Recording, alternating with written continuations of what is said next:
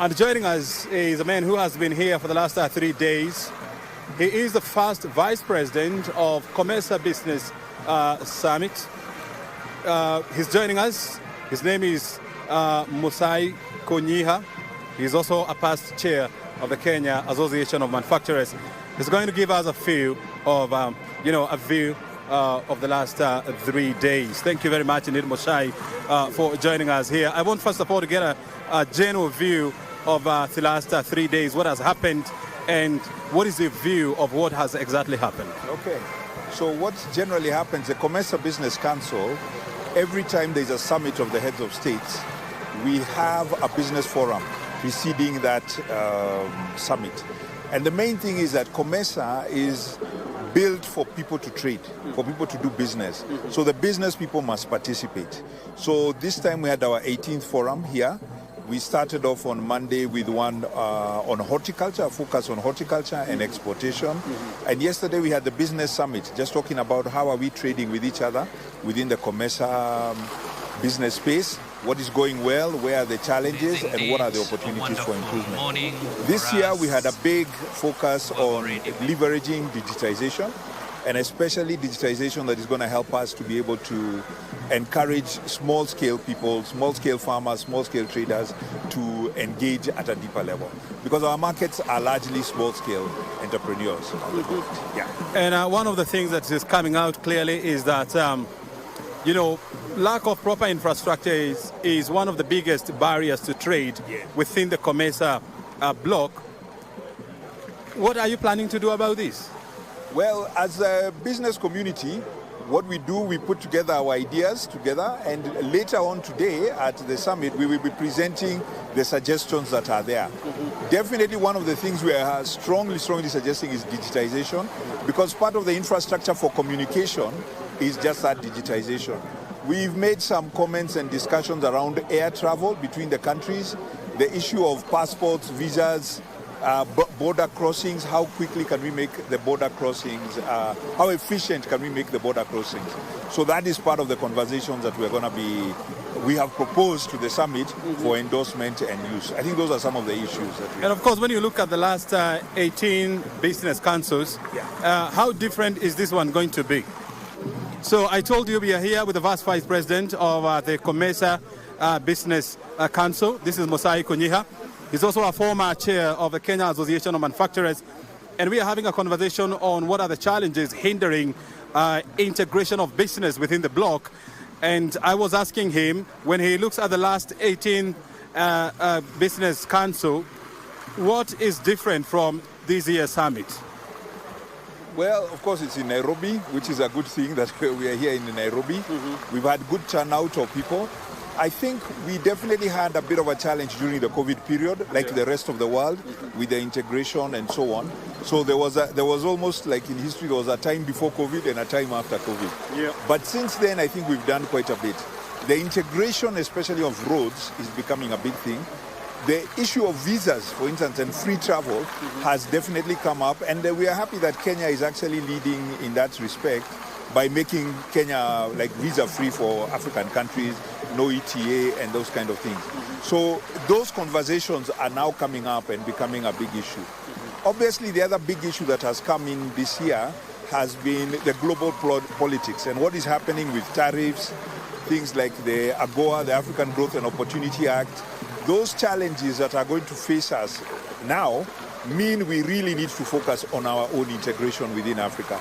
Because, the rest of the world may be moving ahead of us and forget where we are. So we really need to take our own steps to make sure we are securing ourselves and our future. And I like the fact that you're bringing in the issue of business with other countries outside COMESA.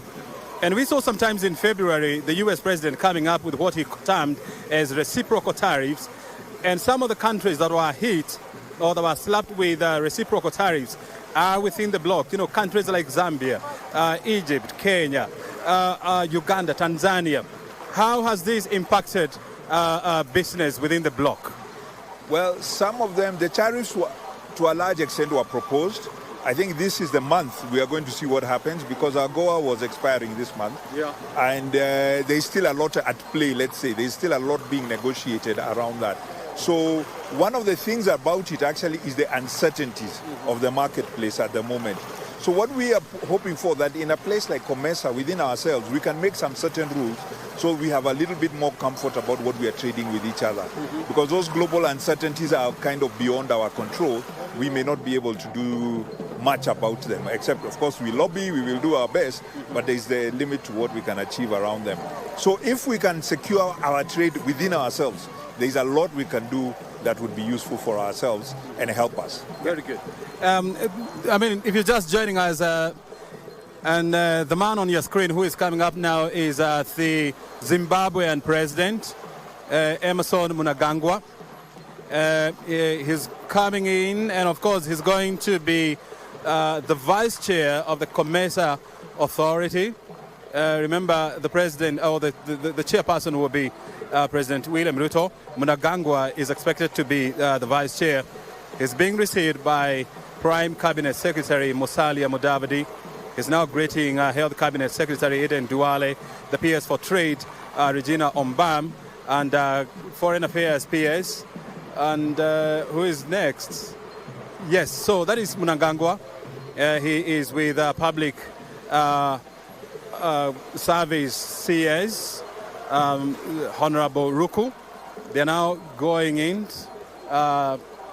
They're joining the other president who have already come in for the meeting. Remember, they are coming for that brief with the President William Ruto before they go into the room so that they can start officially the heads of states and government summit, which is taking place right behind me at the majestic Savo Ballroom.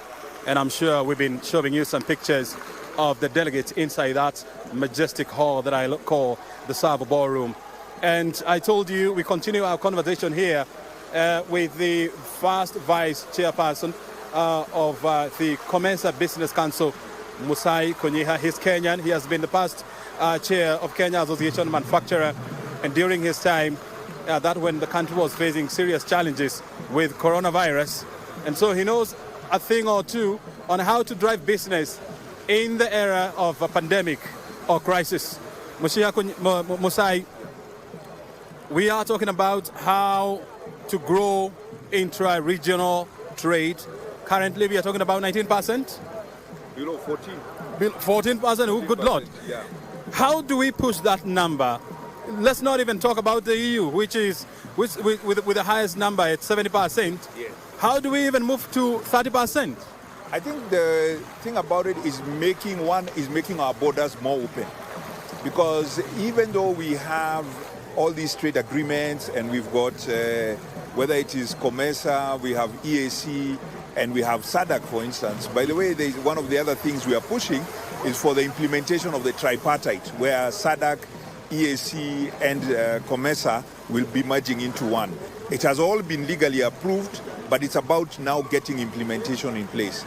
So one of the things we've been asking about is how can we get national governments to implement some of these commitments that they have given to each other. For example, I don't need to name the countries, but I'll just say one of the stories we had this week, there is from one COMESA country to another, taking vegetables. Sometimes they have to go through Dubai, and then they are shipped into the other COMESA country duty-free. If they try and ship them directly, they are charged duties. So you start saying, why are we making all these hurdles to ourselves when we could make trade a lot more easier? So there are little minor border issues that we really need to think through and spend a lot of time doing. Obviously, there are issues of like taxes, and we are actually encouraging national governments to include issues like EAC and COMESA in their national agenda. You know, whatever their national progress agenda is, they should remember they are still part of these organizations to move forward. Yeah, thanks.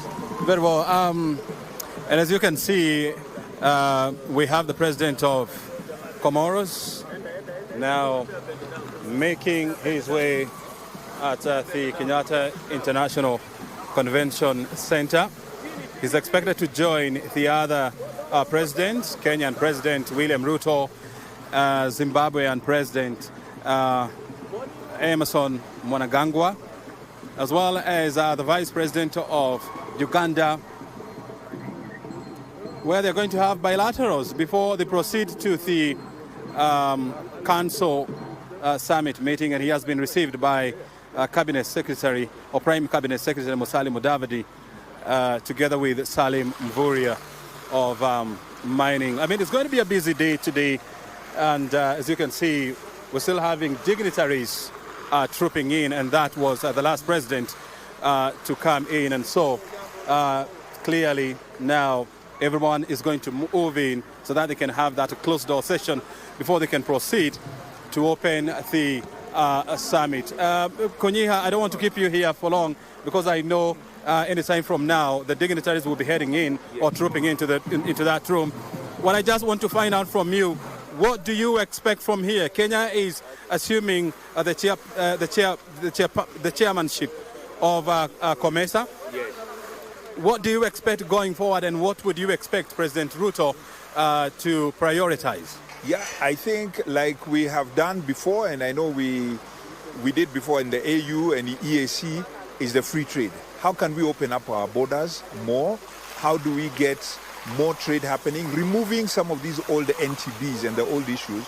There are some, what we call them, things we need to grapple with and make sure we are getting trade actually happening.